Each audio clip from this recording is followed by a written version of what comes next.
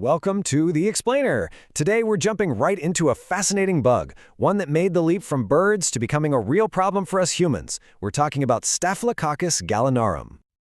Okay, so before we get started, just a quick note. Everything you're about to see comes from a deep dive we did using Gemini.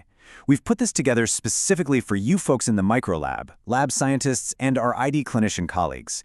And hey, if you really want to nerd out on the data, the full list of sources is in the notebook document. So here's our game plan. We're going to follow a classic bench-to-bedside path. We'll kick things off with what this bug looks like in the lab, and then we'll connect the dots all the way to what it means for patient safety and infection control. All right, first up, the Opportunist. So what is this bug, Staphylococcus gallinarum, and, why should you even care about it? It's not exactly Staphylococcus aureus, right? It's not famous. But let me tell you, when it shows up, you absolutely need to pay attention. Okay, so here's the deal.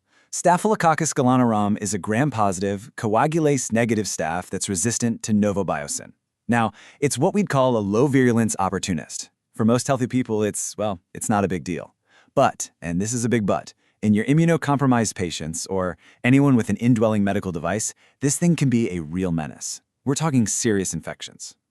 And it has a pretty interesting backstory. It was first described way back in 1983, found on chickens and a pheasant. Kind of humble beginnings, right? But fast forward to today, and it's a recognized human pathogen, officially on the list of medically important bacteria. It's a classic tale of an organism jumping from animals to us. So, how do we actually spot this thing in the lab? Let's get into it. Okay, Section 2, Identification at the bench. For all my fellow lab folks out there, you know this is where the rubber meets the road. Getting the ID right starts with the basics, right? The fundamentals. So, what are we looking at on the plate? It grows well on your standard tryptocase soy or Columbia blood agar at 37 degrees. It's a facultative anaerobe, no surprises there. You'll see colonies pop up in about 24 to 48 hours. Look for small to medium, kind of flat, dry colonies with irregular edges. It's usually gamma hemolytic, so no clearing. But here's the cool part, the thing to watch for, the pigment. It develops this characteristic dark yellow color, but you gotta be patient. It can take more than 44 hours to really show up. Now for the biochemicals, the real workhorses. Of course, it's a gram-positive cocci in clusters. It's a staph. Catalase is positive, which separates it from strep and entero. Coagulase is negative, putting it in that big cons bucket. But here, this is the kicker. It's novobiocin-resistant. That is a huge flag. It's the key differentiator that tells you you're not dealing with most of the common cons. The urease is also positive, which helps narrow it down even further. All right, so we've covered the basics, but what about our modern tools? This is where things get fast, but also a little tricky. So, MALDI-TOF. We all love it, right? It's been a game changer. But we also know its Achilles heel is the database. For a less common organism like this one, if your spectral database isn't up to snuff, you're going to have a bad time. Any low confidence score for a novobiocin-resistant cones, well, that should set off alarm bells. You've got to do some confirmatory testing for sure. And this leads us to what I think is one of the most important points of this whole discussion, a major diagnostic pitfall. So let me ask you this. A report comes across your desk. It just says Gallinarum. Is it a staph or is it an Enterococcus? Because confusing these two is a disaster waiting to happen. On one hand, you have a Staphylococcus gallinarum, gram-positive cocci in clusters, catalase positive. It's generally susceptible to vancomycin. If it's methicillin-resistant, you need contact precautions.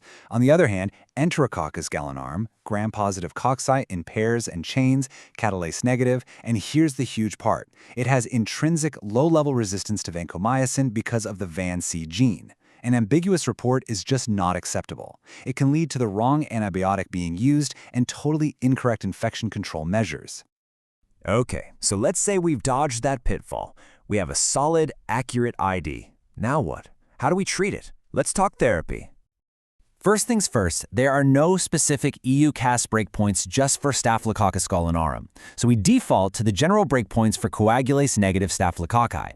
And as you all know, job 1 is that cefoxetine screen. That simple test is our stand-in for methicillin resistance, and the result is going to dictate everything that follows. We're also looking at breakpoints for key drugs like vancomycin, linezolid, rifampicin, and daptomycin. So for the really serious stuff, we're talking bacteremia, prosthetic joint infections, we can look to some really solid guidelines like the Dutch SWAB guidelines.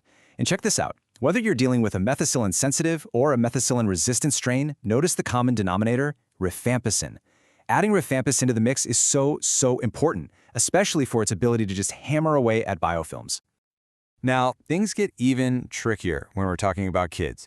Dosing is all based on weight, obviously, but managing vancomycin, especially in neonates, is a real challenge. Their pharmacokinetics are all over the place. That's why intensive therapeutic drug monitoring, TDM, is non-negotiable. Ideally, you're using AUC/MIC guided dosing to really dial it in. Also, remember, no tetracyclines for kids under 8. Honestly, your best bet is to get a pediatric ID specialist on board.